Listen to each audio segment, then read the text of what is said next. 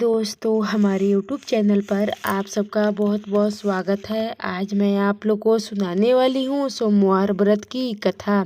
एक समय श्री महादेव जी पार्वती के साथ भ्रमण करते हुए मृत लोक में अमरावती नगरी में आए। वहाँ के राजा ने शिव मंदिर बनवाया था जो कि अत्यंत भव्य एवं रमणीक था तथा उनको शांति पहुँचाने वाला था। भ्रमण करते समय शिव पार्वती भी वहाँ ठहर गए। पार्वती जी ने कहा, हे नाथ, आओ आज इसी स्थान पर चौसर पासे खेलें। खेल प्रारंभ हुआ। शिव जी कहने लगे, मैं जीतूंगा। इस प्रकार उनकी आपस में वार्तालाप होने लगी। उस समय पुजारी जी पूजा करने आए। पार्वती जी ने पूछा, पुजारी जी बताइए जीत किसकी होगी? पुजारी बोला, इस खेल में महादेव जी के समान कोई दूसरा पारंगत नहीं हो सकता, इसलिए महादेव जी ही यह बाजी जीतेंगे। परंतु हुआ उल्टा, जीत पार्वती की हुई। अतः पार्वती जी ने पुजारी को कोढ़ी होने का श्राप दे दिया कि तू मिथ्यन भाषा किया है। अब तो पुजारी कोढ़ी हो गया। शिव पार्वती दोनों वापस चले गए। कुछ समय पश्चात अप्सरा पूजा करने आई। अप्सराओं ने पुजारी के कोढ़ी होने का कारण पूछा। पुजारी ने सब बातें बता दी। अप्सरा कहने लगी, पुजारी जी आप 16 सोमवार का व्रत करें तो शिव जी प्रसन्न होकर आपका संकट दूर करेंगे। पुजारी ने अप्सराओं से व्रत की विधि पूछी। अप्सराओं ने व्रत करने और व्रत के उद्यापन करने की संपूर्ण विधि बता दी। पुजारी ने विधि पूर्वक श्रद्धा भाव से व्रत प्रारंभ किया और अंत में व्रत का उद्यापन किया।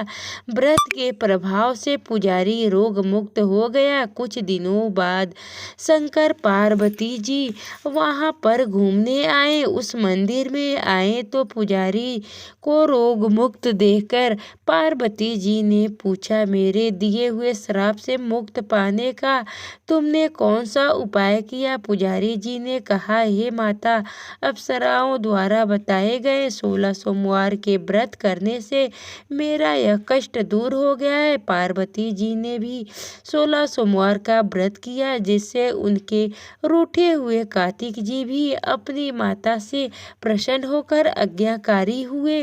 कार्तिक जी ने पूछा, हे माता, क्या कारण है कि मेरा मन सदा आपके चरणों में लगा रहता है? पार्वती जी ने कार्तिक को 16 सोमवार के व्रत का महात्म तथा विधि बताई। तब कार्तिक जी ने भी इस व्रत को किया तो उसका बिछड़ा हुआ मित्र मिल गया।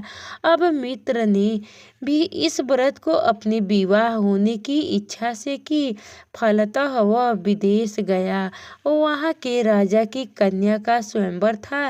राजा ने प्रण किया था कि हथिनी जिस व्यक्ति के गले में वरमाला डाल देंगी उसी के साथ राजकुमारी का विवाह करूंगा। यह ब्राह्मण मित्र भी स्वयंवर देखने की इच्छा से वहां एक ओर जाकर बैठ गया। हथिनी ने इसी ब्राह्मण मित्र को माला पहनाई तो राजा ने बड़ी धूमधाम से अपनी राजकुमारी का विवाह उसके साथ कर दिया। तत्पश्चात दोनों सुखी पूर्वक रहने लगे। एक दिन राजकन्या ने पूछा, हे नाथ, आपने कौन सा पुण्य किया जिससे हथिनी ने आपके गले में वरमाला पहनाई? ब्राह्मण पति ने कहा, मैंने कार्तिक जी द्वारा बताए अनुसार 16 सोमवार का व्रत पूर्ण विधि विधान सहित श्रद्धा भक्ति से किया, जिसके फल के कारण मुझे तुम्हारे जैसे सौभाग्यशाली पत्नी मिली। अब तो राजकन्या ने भी सत्यपुत्री प्राप्ति के लिए व्रत किया और सर्वगुण संपन्न पुत्र प्राप्त किया। बड़े होकर पुत्र ने भी राज्य प्राप्ति की कामना से 16 सोमवार का व्रत किया। राजा के देवलोक होने पर इसी ब्राह्मण कुमार को राजगद्दी मिली, फिर भी वह इस व्रत को करता रहा। एक दिन उसने अपनी पत्नी से पूछा, सामग्री शिव वाले ले चलने को कहा, परंतु उसने पूजा सामग्री अपनी दासियों द्वारा भिजवा दिया। जब राजा ने पूजन समाप्त किया तो आकाशवाणी हुई कि हे राजा, तुम इस पत्नी को त्याग दो, नहीं तो राजपाट से हाथ धो बैठोगे। प्रभु की आज्ञा मानकर उसने अपनी पत्नी को महल से निकाल दिया। तब वह अपने भाग्य को कोसती हुई एक बुढ़िया के पास गई और अपना दुख सुनाना तथा बुढ़िया को बताया। मैं पूजन सामग्री राजा के कहे अनुसार शिवालय में नहीं ले गई और राजा ने मुझे निकाल दिया। बुढ़िया ने कहा, तुम्हें मेरा एक काम करना पड़ेगा। उसने स्वीकार कर लिया।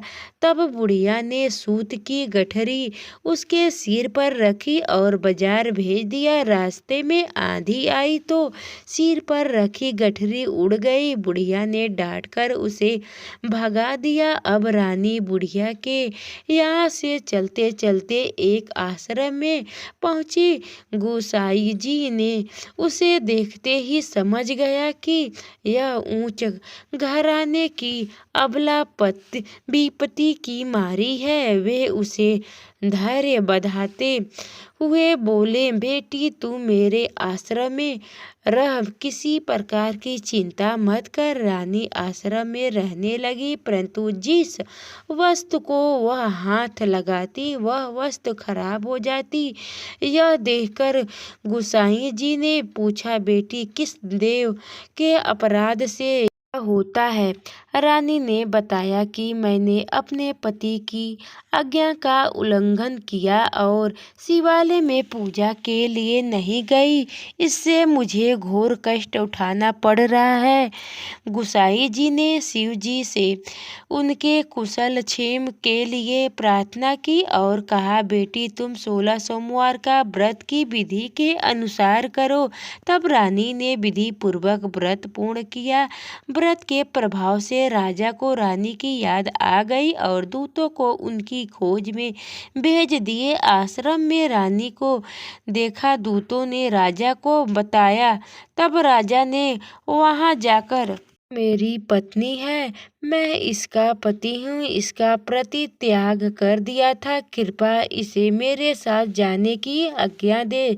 शिव जी की कृपा से प्रतिवर्ष 16 सोमवार का व्रत करते हुए वे आनंद से रहने लगे और अंत में शिव लोकों की प्राप्ति